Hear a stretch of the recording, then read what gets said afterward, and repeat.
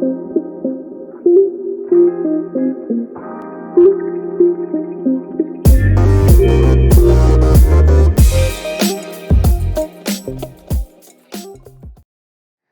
is the case of little 6-year-old Eli Hart, who was found shot to death in the trunk of his mother's vehicle on Friday morning, May 20th. His mother, Jalecia Thaler, was recently awarded custody of Eli. And this makes no sense to me. The social workers had concerns about Thaler's mental health, living conditions, and criminal history, but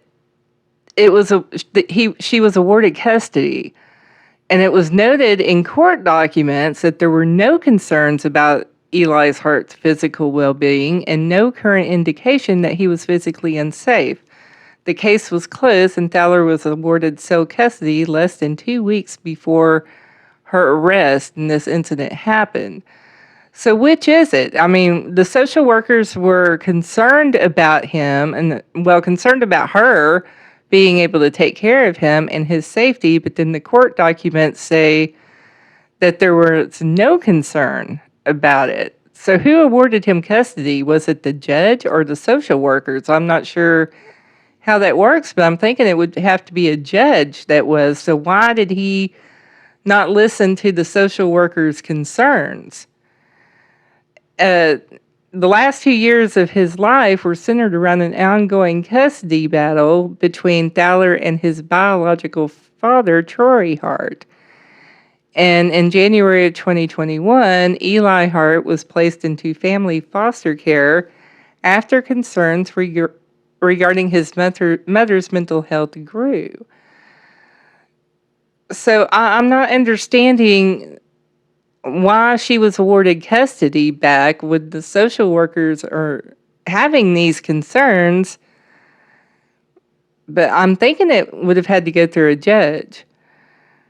His foster mother, Nikita Kronberg, said it was just expanding our hearts to accept him as our own child, and she's a family member of theirs, and she said he was an amazing kid. He was full of energy, always smiling, so outgoing. He always wanted to befriend everyone. And Nikita also says, I feared if she got custody back that she would harm Eli, if not worse.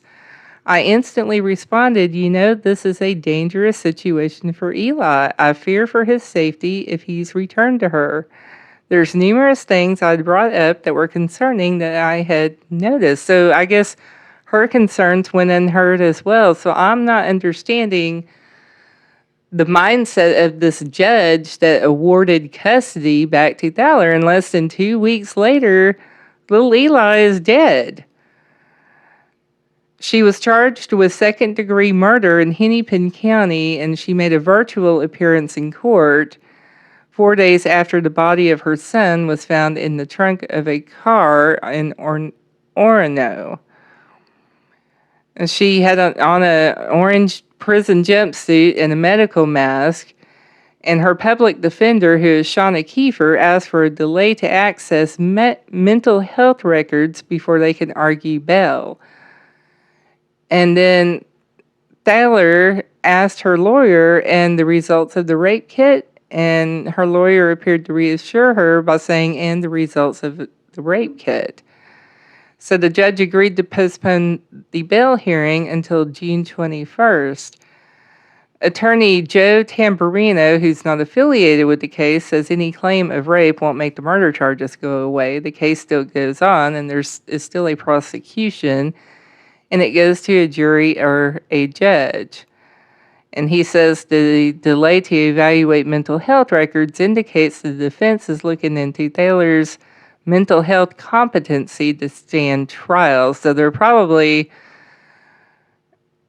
not going to want her to stand trial or try to get out of it or go for an insanity defense. But no, she needs to do life in jail, in my opinion. She's currently being held on a $2 million bond, and if convicted, she could face up to 40 years in prison. 40 years isn't nearly enough for that. Just make this make sense to me, because social workers had concern about her mental health, living conditions, and criminal history, But it was noted in court documents that there were no concerns about all of this, and she was awarded custody back. So I put this on the shoulders of either the judge or the social workers, whoever it was that awarded custody back, because this is just disgusting.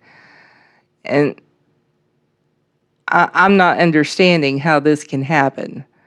Anyhow, this is all I have on this for now. Y'all have a good day.